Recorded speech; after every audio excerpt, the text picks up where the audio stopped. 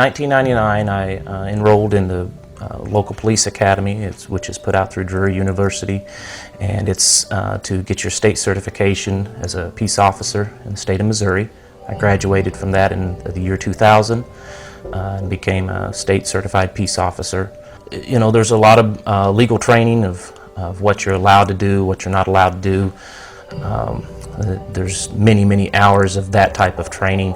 Of course, there's also your firearms training, hand-to-hand combat training, defensive driving, use of baton, use of shotguns, use of handguns, takedown tactics, domestic violence training, working with DWI and narcotics. I've received training on all of those areas.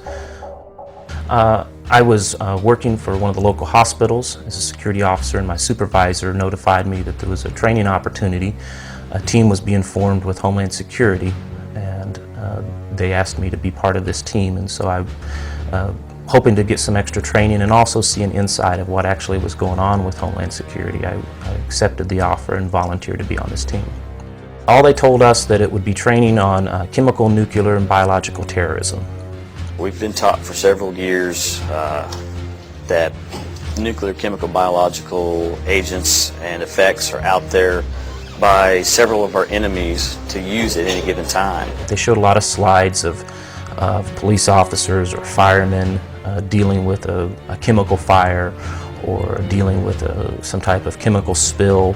So they would show pictures of bodies, you know, either still alive or dead that had been exposed to different weapons, so that that fear factor started setting in, and they were letting us know that how serious this was. Now to the latest on H1N1 and new figures showing a four-fold increase in its death toll. Well, stockpiling vaccines, closing schools, and letting government employees work from home. Desperate times now calling for desperate measures in the Sunshine State. Florida health officials preparing for 5 million possible swine flu cases. Primarily, our job as law enforcement would be to remove the people from their homes. They told us that there would be usually the city buses or school buses would be brought into the neighborhoods. We would go door to door in teams, and we would evacuate the people from their homes and take them to a decontamination area. They told us that this would be a rough thing for us to do, that we needed to prepare ourselves physically and mentally for the fact that we are removing people from their homes, that a lot of people aren't going to want to go. They may not realize that there's some type of danger out there, they told us, and that it would be for their greater good for us to take them to these decontamination areas for their safety. So we talked about having to actually go door to door, knock on the door, explain to them what's going on, that they need to come with us so that for their safety, so they can be decontaminated because they may already be exposed. And they told us that, you know, people aren't going to want to leave their home, but this is not an option, that once the orders are given that a mass evacuation must happen, it has now become law. If you've been diagnosed with probable or presumed 2009 H1N1 or swine flu in recent months, you may be surprised to know this. The odds are you didn't have H1N1 flu. In fact, you probably didn't have flu at all. We were told that takedown tactics would be necessary. Some of these people will not go willingly. We must take them down. Of course, they brought out, most law enforcement are familiar with the zip tie handcuffs, the plastic zip tie handcuffs, and that's what we would be using because they're cheap and easy to use.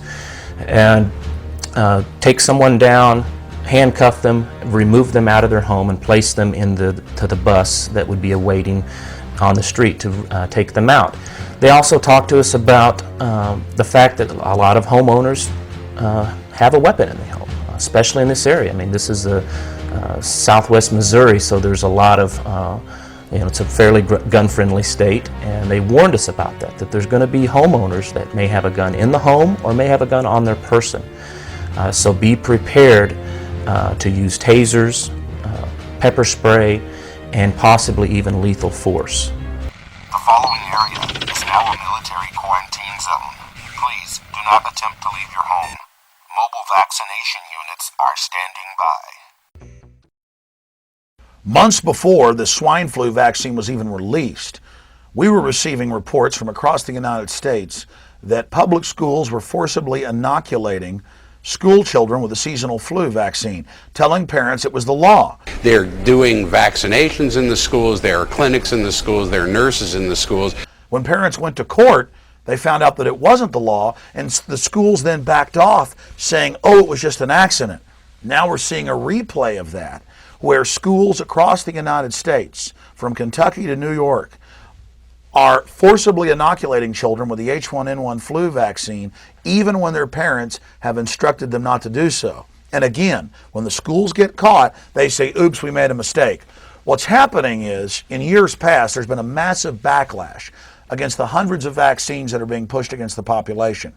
The Gardasil shot for supposed cervical cancer, the MMR, the rising rates of autism from 1 in 25,000 20 years ago to 1 in 96 today. And so because there is this big backlash, they're hyping the H1N1 really as an excuse to try to set the precedent to forcibly inoculate the population. That's what's really happening here. Our job would be to go around the building, find every exit, and make sure that it's secure with chains and padlocks, so that there would only be one entrance and one exit only. You're looking at behind me is the triage area that is being set up to deal with the victims. The people get off of the buses, we line them up. Then they told us, and this was the part that really started bothering me, that before they can enter this decontamination area, they must be stripped naked so that they could be decontaminated. And they said that, people are not going to want to do this. It could be snowing outside, it could be sleeting, it could be raining, it does not matter. They must be stripped down naked. An officer on either side of the line, right at the entrance of these tents, armed, ordering someone to remove their clothing. If they did not remove them, they were taken to the ground, handcuffed, and the clothing would be removed by force. So they're stripped down naked, possibly handcuffed. Governments are notorious for creating panic to get public support for legislation and emergency measures that the population would not otherwise consider. The United States government is no different. Whether it concerns war with other nations, battling a disaster in our own country, or control over the population during natural or health emergencies, governments instill fear to coerce the population to give up their rights in order to cooperate. The mainstream media is complicit in exciting panic among the people as well. The media's role during the H1N1 flu scare was clear. Swine flu normally infects pigs, but this virus is a new strain.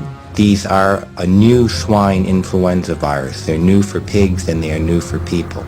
The plans are already in place to force the non-compliant public to cooperate. You can be removed from your home, by force if necessary, mandatorily quarantined and vaccinated against your will. Your children can be removed from schools and taken to safe yet undisclosed locations until it is deemed safe for their return. This is all under the guise of protecting our nation.